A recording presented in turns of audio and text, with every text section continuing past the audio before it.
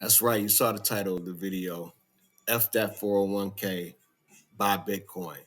Now, I'm not tell you what to do with your money. Like every financial YouTuber has to say at the beginning of the video, this isn't financial advice. I'm not a financial advisor and yada, yada, yada, yada.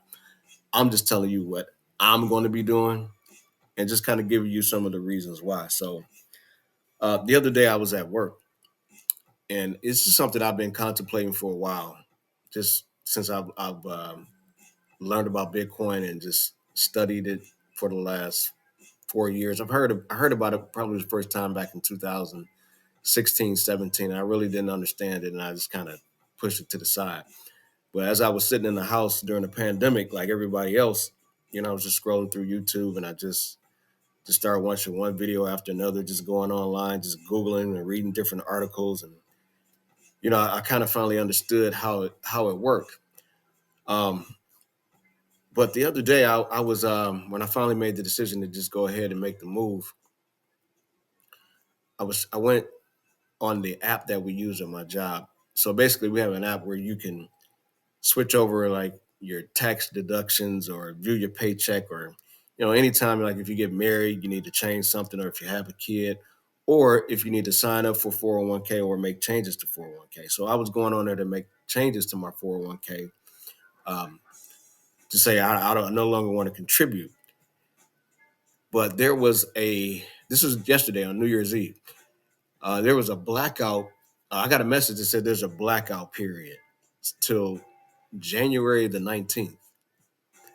So it just got me thinking. I'm like, how is this really even my money if I don't have control over it? If I have to ask permission, I have to ask someone else's permission to use my money the way I want to use it and when I want to use it. And just me myself, that's just something I just don't like. I don't like anybody else having control over my money. So that was like the pretty much the nail in the coffin for me. Now, not only am I going to switch my 401k over to Bitcoin, I'm also going to switch my savings account over to Bitcoin. And I'm also going to dollar cost average or just basically set aside a certain amount of money that I'm going to be putting in every day or every week. I'm going to do it daily. But dollar cost average is just basically it's the same thing that your employer does when he takes money out of your check every week or every 2 weeks, how often, however you get paid, and he just puts it into the stock market through the 401k. So I'm going to be doing all three of those things, adding money in myself personally every day. Uh, the money that usually comes out from my 401 from my paycheck to go to the 401k, I'm stopping that and I'm putting that in Bitcoin and I'm moving my savings over to Bitcoin as well. And in this video, I'm going to give you a few reasons why. So tap in, let's go. Reason number one, Trump confirms Bitcoin reserve plan. Let's go to this article here. Let's see here, where we at? There it is. All right, Trump confirms. What's going on with my computer here? Donald Trump has firmly embraced crypto and Bitcoin this year. The leak reveals Russia could be about to start a Bitcoin Cold War. Price skyrocket over $100,000. We all know that. Blah, blah, blah, blah. Scroll down here a little bit more. We're going to do something great with crypto because we don't want China or anybody else like Russia to be embracing it. And we want to be ahead. In July, then Republican candidate Donald Trump promised to create a strategic national Bitcoin reserve and predicted Bitcoin could eclipse gold 16 trillion market capitalization during an appearance at the Bitcoin 2024 conference. So Bitcoin has a limited supply. There's only going to be 21 million Bitcoin ever made. So that makes Bitcoin deflationary, which as opposed to our currency, the US dollar is inflationary because anytime the Federal Reserve decides that we need more money in the system, they just print out more money. So that makes everything goes up. Um, now, and it decreases the value of your money. So if you just have your money sitting in a savings account, I mean, it's sitting there and it's getting like 1% per year, but housing prices are going up, food prices are going up. So that means the ketchup that you paid $5 for is now $10. The house that was $200,000 is $400,000, which means you're going to have to put down a bigger down payment on a house. So all of that has to be taken into account um, when you're thinking about moving over to Bitcoin, which for me, I think is the best idea. Stock to flow model says it's going to be over $800,000 by the end of next year. Now that's kind of that's kind of a moonshot, but we never know what's going to happen. I mean, with crypto, it follows this 4 year cycle where every year, like after the presidential election, it flies up and then it crashes back down. But for the first time in history, since I mean, Bitcoin's only been around for 15 years, so we have a pro crypto president and a pro crypto administration coming in. Same thing with Dogecoin. That's another thing that you guys need to look at. Elon Musk is coming in. He's already naming or has named the sector of the government that he's going to be working in, the Department of Government Efficiency. Doge. It's the acronym for Dogecoin. I mean, just connect the dots, put these puzzle pieces together. It's really not that hard to even figure out. What else we got here? Let's see. Now look at this. Here's an article from back in July. This was when the presidential election was going on. Trump hails crypto as at largest Bitcoin conference. Scroll down here. Republican presidential nominee Donald Trump promised to make America the world leader in Bitcoin and other digital currencies if elected, likening the cryptoverse to the steel industry of 100 years ago. Speaking at the annual Bitcoin conference in Nashville, Tennessee, to a standing room crowd only, Trump promised to ensure America becomes the crypto capital of the planet and Bitcoin the superpower of the world. Trump painted himself as a crypto advocate in contrast to the Biden administration and other Democrats who he said had proven unfriendly to their cause. Trump said to a rapturous applause from the Nashville crowd that if elected, he would fire current Securities and Exchange Commission Chair Gary Gensler, whom the crypto world has come to view as his chief opponent in government due to his agency's ruling on digital tokens and lawsuits. So Gensler has already stepped down because he knew what time it was. He knew it was coming, so he went ahead and got himself up out of there. But just another sign of what's coming next. The next reason, this guy here, Michael Saylor. If you don't know who he is, you need to get familiar. Um, he owns a company called MicroStrategy, but everybody knows him just from buying Bitcoin. Seems like every damn day. He's been doing it since 2020. Um, he also has been, when I found out recently, friends with the Trump family for at least the last 20 years.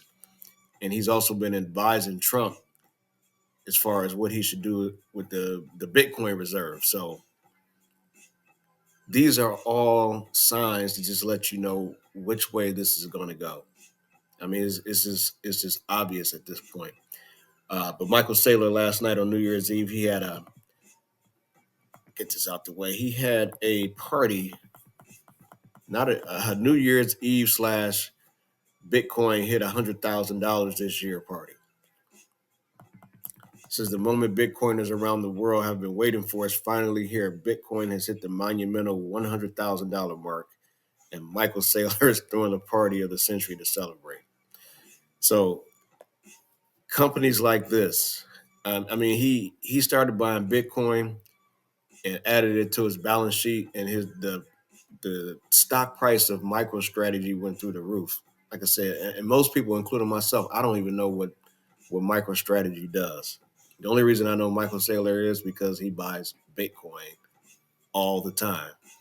Not only he buying Bitcoin, but institutions like BlackRock. BlackRock is the largest asset manager in the world. They have over, I think, like 11 trillion assets under management. They own everything. They started Bitcoin ETFs earlier last year now, so because it's 2025. So at the beginning of 2024, they rolled out Bitcoin ETFs that you can invest in. Banks and institutions and all these other places that have been telling the general public not to invest in Bitcoin. It was only for crooks and this and that. You know, there's articles out there that says that the same people that's been telling you to stay away from Bitcoin has been the same people that's been behind the scenes investing in it since like 2015 to 2016. So that's another thing that you want to take into consideration as well, or something that I took into consideration rather. The next reason I said I'm going to be using Bitcoin as a 401k, also as a savings account. Look at this. Between January 1st, 2015 and January 1st, 2025, which is today, again, Happy New Year, Bitcoin has returned 29,057%, as opposed to the S&P 500, which has returned 185.7%. So basically, when you enroll into a 401k, your employer pretty much, or even sometimes most of the time, like on my job, you can choose the fund that your money is going into, but it's either going into the S&P 500 or a fund that's similar to that. So after seeing something like this, it's definitely a no-brainer for me. In 10 years, I mean, I need a calculator to do the math on that, but you can't even compare the two. So, uh, like I said, starting from today, I'm going to be going ahead and just switching everything over from my 401k, my savings, and I'm going balls to the wall. Excuse my expression there, balls to the wall in Bitcoin for sure. Here's the next thing: uh, Bitcoin reserve considered in multiple U.S. states ahead of Trump's federal push. Everyone sees what's coming. These states are trying to get ahead of what Trump's about to do when he gets in office. So by the time he gets in and get everything going, they already hit the ground and they're already running. They're going already. Several states in the U.S. are already considering the idea of a strategic Bitcoin reserve as proponents await a push from Donald Trump on the federal level. All right, let's U.S. states considered the orange pill: Pennsylvania, Texas, and also the state I live in, Ohio. Ohio is the most recent to join the Bitcoin rush. On December 17th, State Representative Derek Merrin submitted a proposal to allow the state to establish a Bitcoin stockpile. Wow, this is a new day for sure. And the final reason I decided to get rid of my 401k and just move everything over to Bitcoin. Look at this article here. Other countries are even purchasing Bitcoin. El Salvador bolsters its Bitcoin reserves to over 6,000 Bitcoin, securing 569 million in treasury asset growth. Now, they were the first country to go ahead and start purchasing Bitcoin. It was back in September of 2021. Um, as you can see here in this headline, it says El Salvador, the first country to have Bitcoin as a legal tender, has boosted its Bitcoin reserves to over 6,000, leading to a 699 million increase, like we just said. The latest move, this is the biggest point here, the latest move makes El Salvador the sixth country to hold over 6,000 Bitcoin. Now, they were the first country to do this just 3 years ago. Now they're one of six. So we could just see where this is trending, where this is all going. Um, like we said earlier in the video, the United States, they're pretty much probably going to be doing the same thing. So it just makes sense to me.